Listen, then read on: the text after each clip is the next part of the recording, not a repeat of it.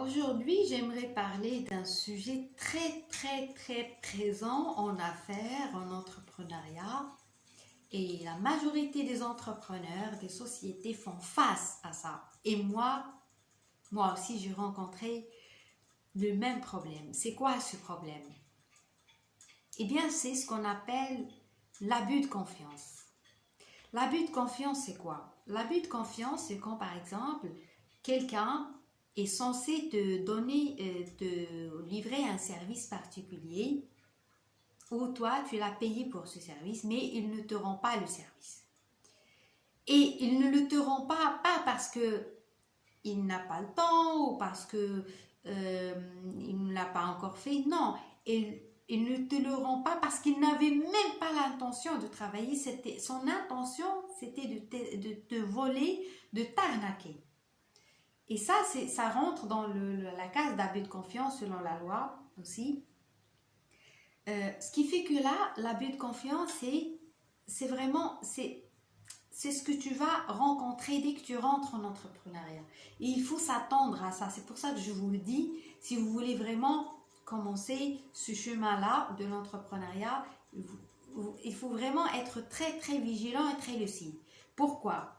Parce que l'abus de confiance ou même la fraude, et ça s'accompagne aussi avec ce qu'on appelle la prise de risque.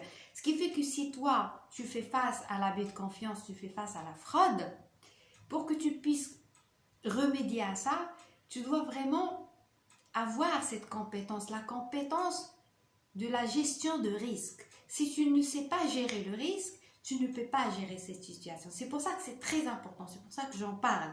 La gestion de risque est très importante parce qu'il y aura un risque. Quand tu fais face à cette situation d'abus de confiance, tu te fais arnaquer, tu fais face à la fraude, tu es face à un risque. Et ce risque-là nécessite ta responsabilité, nécessite une compétence. Tu dois avoir cette compétence. C'est quoi cette compétence? C'est la gestion de risque. Est-ce que toi, tu sais gérer les situations à risque? Est-ce que toi, tu peux rebondir après cette situation? Est-ce que toi, tu peux transformer cette situation en une situation favorable? Et c'est ça la bonne question qu'il faut se poser. Pourquoi j'en parle? Parce que c'est ce que je viens d'expérimenter moi-même. Et c'est aussi parce que c'est toute société elle est exposée à ça. Toute société, même si vous n'avez pas encore fait d'argent, peu importe votre statut financier, vous êtes exposé à l'abus de confiance, vous êtes exposé à la fraude, vous êtes exposé à l'arnaque. Il y aura des gens qui seront là, qui sont prêts à vous arnaquer, même si vous n'avez rien. Ça peut être un comptable, ça peut être un avocat, ça peut être...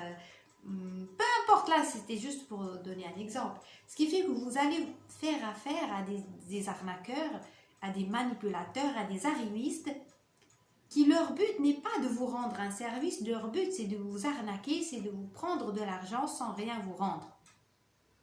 Et ça, il faut vraiment s'attendre à ça. Comment tu peux te protéger contre ça? Pour te protéger contre ça, la première chose, c'est que en affaires, en entrepreneuriat, contrairement à la vie de manière générale, tu dois t'attendre à ça au lieu de t'attendre à la bonne foi. Tu dois t'attendre à la mauvaise foi. Dans la vie, de manière générale, tu n'es pas censé t'attendre à la mauvaise foi. Mais en affaires, bien évidemment, ça c'est pas... Parce que encore une fois, en affaires, dans le domaine entrepreneurial, on n'agit pas émotionnellement. C'est pas tes émotions qui parlent. Ça, c'est ton esprit, c'est ton mental. Tu calcules, bien évidemment. Ce qui fait que là, quand tu t'attends à ce qu'il y ait des gens de mauvaise foi, c'est pas un jugement, mais c'est plutôt une précaution. Tu dois t'attendre à ce qu'il y ait des gens qui seront là, prêts à t'arnaquer. Donc, toute personne que tu vas rencontrer, tu dois vraiment partir du principe qu'elle est là pour t'arnaquer, sauf preuve de contraire. Donc, ça, c'est dans le domaine en affaires, dans le domaine entrepreneurial. Donc, pour te protéger de ça, tu dois être conscient de cette vérité amère. Ensuite, avant de payer quoi que ce soit, avant de donner ton argent, tu dois demander des preuves. de ce que tu vas payer. Tu dois demander des factures. Tu dois aussi ne jamais jeter les preuves de paiement. Ce qui fait que là, quand tu payes quelqu'un, tu dois garder les preuves de paiement. Et de préférence, c'est ce que moi je fais dorénavant, parce que malheureusement, moi aussi, je me suis fait arnaquer quand j'ai payé en espèces, quand j'ai payé, parfois je n'ai pas gardé les preuves. Aujourd'hui, je paye toujours par virement automatique de la part de ma banque. Je fais toujours un virement. Et même, ce qui est bien avec le virement automatique, plutôt un virement de la part de ta propre banque, c'est que même quand tu perds ton reçu, tu peux à tout moment demander un relevé bancaire. Et ça m'a sauvée pendant une situation donnée où j'avais pas de preuves, mais puisque j'ai fait un virement, donc j'ai gardé un relevé bancaire. Et ça, moi, je vous conseille vivement de ne fonctionner que par virement. Encore une fois, tu peux bien évidemment déposer de l'argent à l'autre banque, de l'autre personne, sauf que quand tu fais ça, c'est pas un virement, donc tu vas garder chez toi le reçu. Si tu es minimaliste comme moi qui n'aime pas garder les objets chez lui, je te conseille de procéder par virement. Le moment où tu auras besoin d'une preuve, tu peux demander tout simplement un relevé bancaire.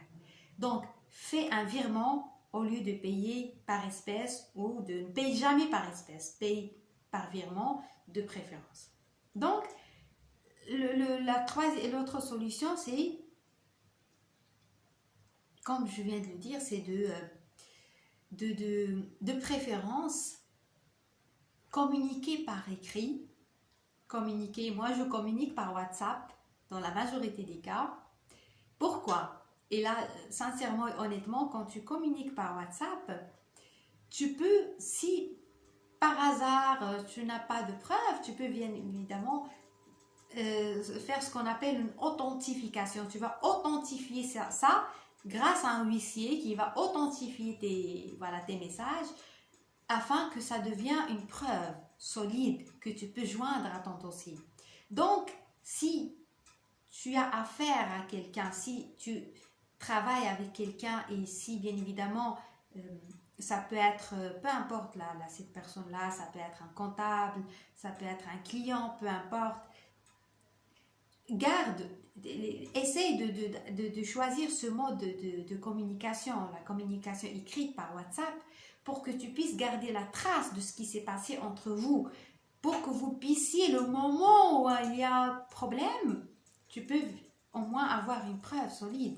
Et là, comme je viens de le dire, afin que les discussions sur WhatsApp deviennent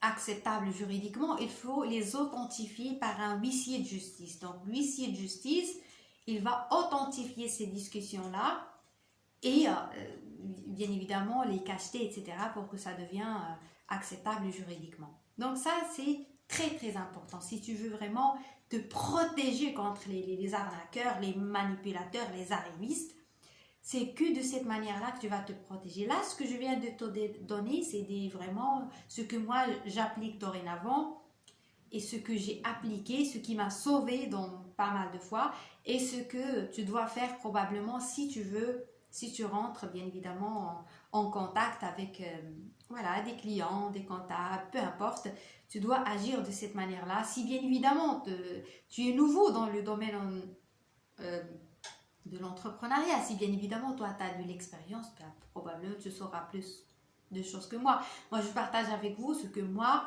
j'ai expérimenté moi-même. Eh bien j'espère que ce que j'ai partagé avec toi aujourd'hui t'a aidé, t'a inspiré. Si tu es nouveau aussi, n'hésite pas à t'abonner à ma chaîne. Je te donne rendez-vous très bientôt.